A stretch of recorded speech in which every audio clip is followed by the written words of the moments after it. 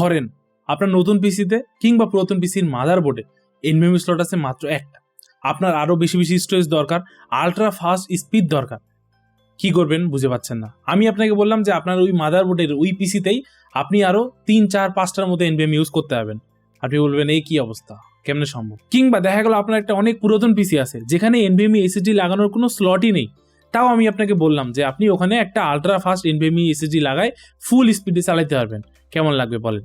অবশ্যই পাগল মনে হচ্ছে। আপনারা যারা আমার সাথে পিসি বিল নিয়ে ডিসকাশন করছেন, কিংবা প্রায় আমি অনেকজনের মাঝে এই সমস্যাটা দেখি যে বাজেট খুবই টাইট এবং অত হাইফাই বিল না, যে টাইপের সিপিইউ জিপিইউ যেই টাইপের পেয়ার করবে, যে টাইপের পারফরমেন্স দরকার, একটা বেসিক 8, 10, 12 হাজার টাকার মাদারবোর্ড হলে হয়ে যায়। কিন্তু সমস্যা হচ্ছে ওগুলোতে এনভিএমই স্লট আছে একটা, তার আরও বেশি এনভিএমই স্লট দরকার, ফিউচারে আরও বেশি স্টোরেজ লাগাবে, যার কারণে দেখা যায় যে 15, 16, 18, 20, 22, 25 হাজার টাকার মাদারবোর্ড নেওয়ার স্বপ্ন দেখে, যেখানে 2টা 3টা 4টা এনভিএমই স্লট আছে, কিন্তু সেই স্বপ্ন তো পূরণ হয় না, স্বাভাবিক। অবশেষে দেখা যায় মনে মনে কঠিন কষ্ট পান।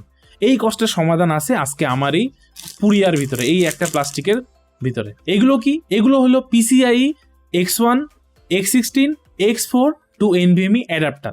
সম্পূর্ণ ভিডিওতে এই কঠিন টপিকগুলোকে খুবই সিম্পল, সহজ, বোধগম্য ভাষায় একদম ডিটেলসে আমি বোঝানোর চেষ্টা করব, কোনটা আপনার দরকার, কেন আপনার দরকার। ইনফ্যাক্ট এই দুইটা যদি আপনার দরকার নাও হয় তাও আমি বলবো এই সম্পূর্ণ ভিডিওটা দেখেন। এখানে অনেক কিছু বেসিক নলেজ শেয়ার করা হবে, অনেক কিছু আইডিয়া শেয়ার করা হবে, যেগুলো আপনাদের মাস জানা উচিত। আজকে, কালকে, পরশুদিন কোনো না কোনো একদিন এই ইনফরমেশনগুলো আপনার লাগবেই লাগবে। এর পাশাপাশি সবশেষে বলবো এগুলোর দাম কেমন, এগুলো কোথায় থেকে কিনতে পারেন বেস্ট প্রাইসে, এবং সবকিছু থাকতেছে এই ভিডিওতে।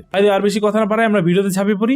আসসালামু আলাইকুম, it's me Melman, you watching PC by YouTube channel. আপনি যদি পিসি রে হার্ডওয়্যার সফটওয়্যার রিলেটেড কন্টেন্ট পছন্দ করেন, অবশ্যই আমাদের চ্যানেলটি ঘুরে আসবেন। ভিডিও ভালো লাগলে অবশ্যই লাইক করবেন, চ্যানেলটি সাবস্ক্রাইব করে পাশে বেল আইকনে প্রেস করে দিবেন। সবার ফার্স্টে আমাদেরকে কিছু বেসিক কনসেপ্ট ক্লিয়ার করতে হবে, যেগুলো আপনারা অনেকেই জানেন। যদি জেনে থাকেন তাহলে ভালো, না জানলে আমরা একদম সহজ ভাষায় এগুলো দিয়ে একবার রাউন্ড আপ মারে দিই। শুরু করি PCIe দিয়ে। PCIe কি? Peripheral component interconnect express. মূলত এটা কি?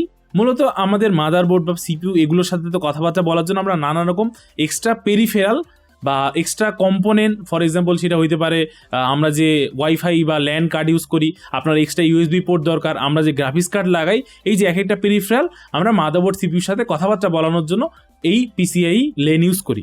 এর পরবর্তীতে আসি X1, X4, X8, X16। এগুলো কি? এগুলো হলো একদম সহজ ভাষায় মাদারবোর্ডের মধ্যে বসে থাকা স্লট। X1 আপনি ছবি দেখতে পাচ্ছেন, X4, X8, X16। দেখা যায় আপনারা যেটা সব থেকে বেশি চিনেন যে X16 যে স্লটটা, ওখানে আমরা আমাদের যে গ্রাফিক্স কার্ড বা জিপিইউ ওগুলো লাগাই থাকি ইউজুয়ালি। এরপর আসি আমরা জেনারেশন নিয়ে। PCIe এর কিছু জেনারেশন আছে। PCIe Gen 1, Gen 2, Gen 3, Gen 4, Gen 5। Gen 1 এর কথা আমরা ভুলে যাই। আপনি যদি গরিব হয়ে থাকেন তাহলে Gen 2, Gen 3 সম্পর্কে আপনার মাস জানতে হবে। আপনি যদি মধ্যবিত্ত হয়ে থাকেন তাহলে আপনার সচরাচর উঠা বসা হবে Gen 3, Gen 4 এর সাথে, এবং আপনি যদি খুব বড়লোক হয়ে থাকেন সেক্ষেত্রে Gen 5 আপনার জন্য। এরপরে আসি যে বারবার যে লেন বলতেছি, X1, X16, X8 লেন। এই লেন মূলত কি? একদম সহজ ভাষায় আপনি এটাকে রাস্তা পরিকল্পনা করতে পারেন। আমাদের যে সিপিইউ থাকে, আমরা যে চিপসেট বলি, B450 চিপসেট, B650 চিপসেট, এই যে চিপসেট থাকে, এই চিপসেট এবং এই সিপিইউর সাথে কথাবার্তা বলার জন্য আমাদের কিছু রাস্তা থাকে। যেমন সবগুলো সিপিইউরই কিছু স্পেসিফিক লেন থাকে। ফর এক্সাম্পল আপনি যদি 5600G যেটা চিনেন, এখানে আপনি 24টা লেন পাবেন Gen 3। এছাড়া 8400F একটা আছে, এখানে আপনি 20টা হইলো PCIe লেন পাবেন। মোদ্দা কথা হলো যে আমাদের যে এক্সট্রা পেরিফেরালগুলো আছে, এগুলো আমাদের সিপিইউ এবং মাদারবোর্ড এগুলোর সাথে কথাবার্তা বলার জন্য সহজ ভাষায় রাস্তা। যেমন ফর এক্সাম্পল আমরা যে গ্রাফিক্স কার্ড লাগাই, ওটা হলো X16। ইউজুয়ালি একটা গ্রাফিক্স কার্ড 16টা রাস্তা বা 16টা লেন দিয়ে সিপিইউর সাথে কথাবার্তা বলে। আপনি চাইলে ওকে 8টা রাস্তা X8 মোডে অপারেট করতে পারেন, বায়োস থেকে এগুলো নাড়াচাড়া করা যায়। ওকে 8টা দিলেও মোটামুটিও ভালো পারফরমেন্স দিতে পারে। দেন আপনি চাইলে ওকে 4টা রাস্তা X4ও দিতে পারেন। এগুলো অনেক কথাবার্তা, এগুলো বায়োস থেকে নাড়াচাড়া করা যায়। এগুলো নানান টেকনোলজি, কী টাইপের জিপিইউ, কী টাইপের পেরিফেরাল, হ্যাঁ কতগুলো লেন দরকার মিনিমাম, এগুলোর উপর ডিপেন্ড করে আপনি মাদারবোর্ড বায়োস থেকে নিজের মতো করে ডিস্ট্রিবিউট নাড়াচাড়া করতে পারবেন। যেহেতু আমরা NVMe নিয়ে কথাবার্তা বলতেছি এই ভিডিওতে, আমাদের NVMeর জন্য দরকার 4টা লেন বা 4টা রাস্তা, যেই 4টা রাস্তা দিয়ে আমাদের NVMe সিপিইউ বা আমাদের যে মাদারবোর্ডের চিপসেট থাকে ওইটার সাথে কথাবার্তা বলতে পারবে। 4টা রাস্তার বদলে আপনি চাইলে 2টা রাস্তাও দিতে পারেন, আপনি চাইলে 1টা রাস্তাও দিতে পারেন, তাও এ কমিউনিকেট করতে পারবে। কিন্তু ওই যে বুঝতে পারতেছেন, রাস্তা যত কমবে তত ওর কমিউনিকেট করার যে স্পিড এটা আস্তে আস্তে কমতে থাকবে। আরেকটা জিনিস যে X16 স্লট মানেই কিন্তু সেটা X16 না। যেমন আমি এক্সাম্পল দিয়ে দিচ্ছি, বেশ কিছু মাদারবোর্ডে দেখবেন 2-3টা করে X16 স্লট থাকে, কিন্তু তার মানে যে সবগুলো X16 রান করতেছে এমনটা না। দেখা যায় মেইনলি একটা মেইন X16 স্লট থাকে যেখানে আমরা গ্রাফিক্স কার্ড লাগাই, ওইটা X16 রান করলো, বাকি যে X16 স্লটগুলো আছে ওগুলো আলটিমেটলি দেখতে বড় X16 হলো, ওগুলো ইদার X4 মোড অথবা X1 মোড এগুলো মোডে রান করে। এটা কেন বলে রাখলাম, দেখা যাবে আপনাদের অনেকে X16 স্লট আছে কিন্তু এটা X1 মোডে অপারেট করতেছে, আপনারা এগুলো কিনে লাগাই দিবেন, পরে স্পিড আসবেন আমাকে বকাবকি করবেন যে ভাই X16 স্লটে লাগাইছি তাও কেন স্পিড আসে না। তো এই জিনিসটা বুঝতে হবে যে X16 স্লট মানেই যে ও 16টা রাস্তা দিয়ে লেনদেন করতেছে এমন না, ওটাকে X1 মোডে অপারেট করা হয়। এরই পাশাপাশি আপনি কয়েকটা স্ক্রিনশট দিয়ে দেওয়ার চেষ্টা করবো। আপনারা দেখবেন যে এই লেনগুলো এগুলো সিপিউর সাথে কথাবার্তা বলে, এগুলো মাদারবোর্ডের যে চিপসেট আছে ওর সাথেও কথাবার্তা বলে। আপনাকে মেক শিওর হয়ে নিতে হবে আপনি যে NVMe স্লট বা আপনি যে X16 স্লট এগুলো ইউজ করতেছেন এটা কার সাথে কথাবার্তা বলতেছে, সিপিউর সাথে, তাহলে অনেক বেশি ফাস্ট অনেক বেশি বেস্ট হয়, নাকি চিপসেটের সাথে, তাহলেও চলে কিন্তু একটু স্পিডটা একটু 19-20 হয়। এর পরবর্তীতে আমরা কথা বলতে পারি টাইপ অফ অ্যাডাপ্টার নিয়ে। যেমন আমার হাতে আপনি দেখতে পাচ্ছেন এটা হলো একটা X16 টু NVMe অ্যাডাপ্টার, মানে এটা X16 স্লটে ঢুকবে এবং আপনি এখানে একটা NVMe লাগাইতে পারবেন।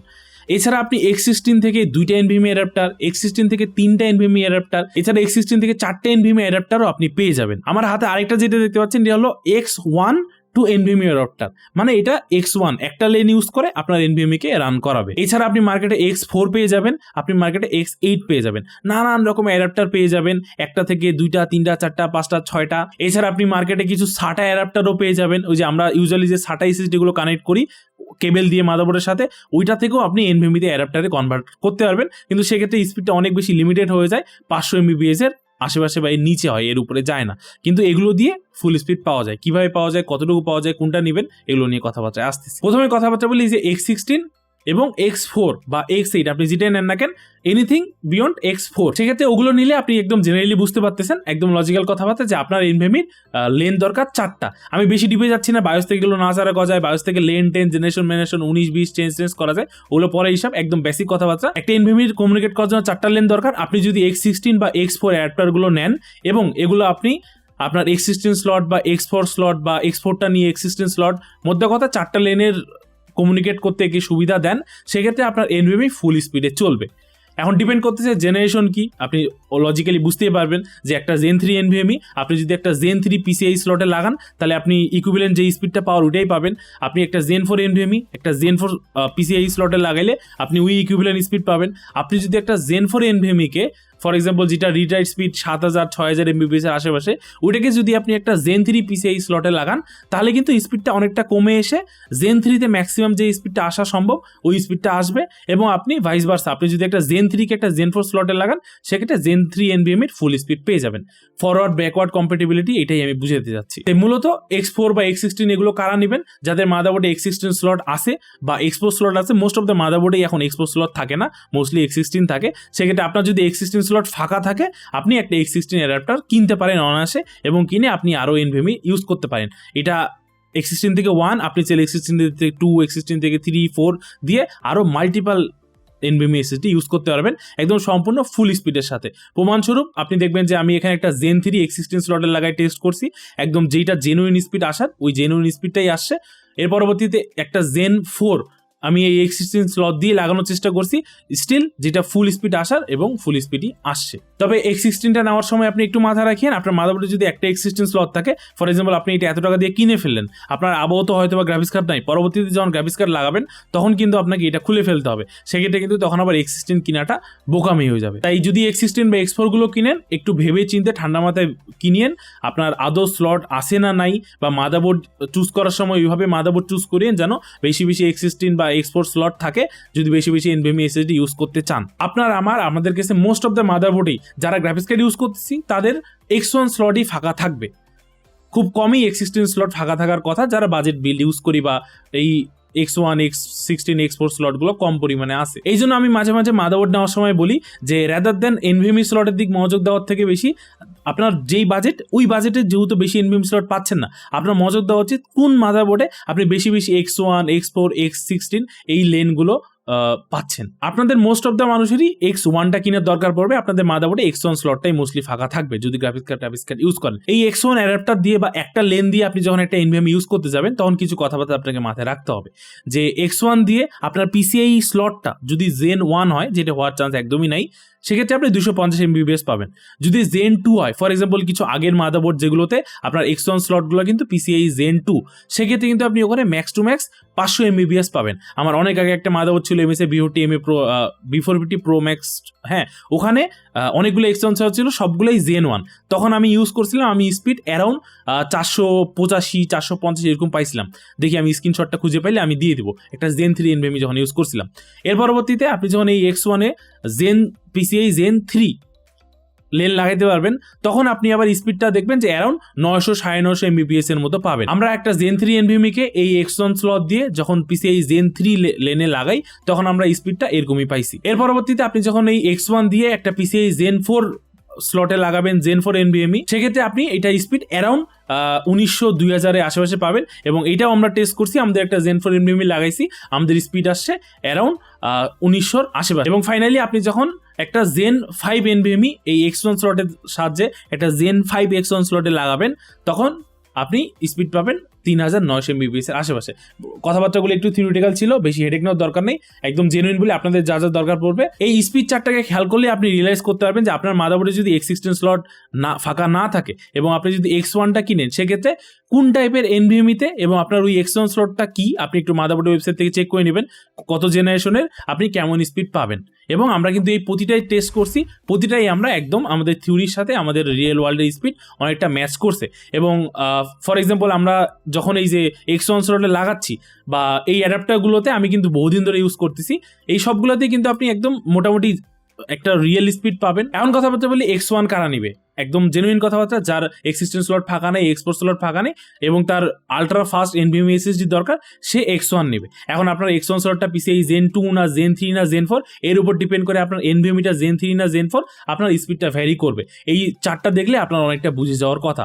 কোনো রকম কনফিউশন থাকলে কমেন্ট করেন, আমি অবশ্যই ক্লিয়ার করে দেওয়ার চেষ্টা করবো। তবে জেনুইন কয়েকটা কথা যেটা না বললেই নয়, আপনারা অনেকেই বলবেন যে ভাই X1 স্পিড অনেক কম পাচ্ছি। হ্যাঁ ঠিক আছে, বাট স্টিল আপনি 1000 MBps এর আশেপাশে কিন্তু Gen 3 লাগাইলে 900-1000 পেয়ে যাচ্ছেন। হ্যাঁ, Gen 3 NVMe-র জন্য কিন্তু এটা ইনাফ। আপনার ডে টু ডে লাইফে যত রকম কাজ দরকার, আপনার যেহেতু NVMe স্লট নাই, আপনার NVMe দরকার, সেক্ষেত্রে আপনি 1000 MBps এর আশেপাশে যখন স্পিড পাচ্ছেন, এটা কিন্তু হিউজ। আপনি একটা স্টেবল পারফরমেন্স X1 স্লট থেকেও একটা Gen 3 NVMe দিয়ে পেয়ে যাবেন। অবভিয়াসলি Gen 3 NVMe যে ফুল স্পিড 2500, 3000, 2000, 3500 এটা আপনি পাচ্ছেন না, বাট স্টিল যেটা পাচ্ছেন ডে টু ডে লাইফে ইউজ করার জন্য ওটাই মোর দেন ইনাফ। ডে টু ডে লাইফে অত হাইফাই 2000, 2500, 3000 স্পিডের দরকার পড়ে না। মোস্টলি দেখবেন ডে টু ডে লাইফে আপনি যেই কাজই করেন দেখবেন যে 100, 150, 200, 250, 500 এরকম স্পিডেই চলাফেরা করে NVMe গুলো। সেক্ষেত্রে X1 ইনাফ এবং আপনার মাদারবোর্ডেও মোস্টলি X1 স্লটই ফাঁকা থাকবে।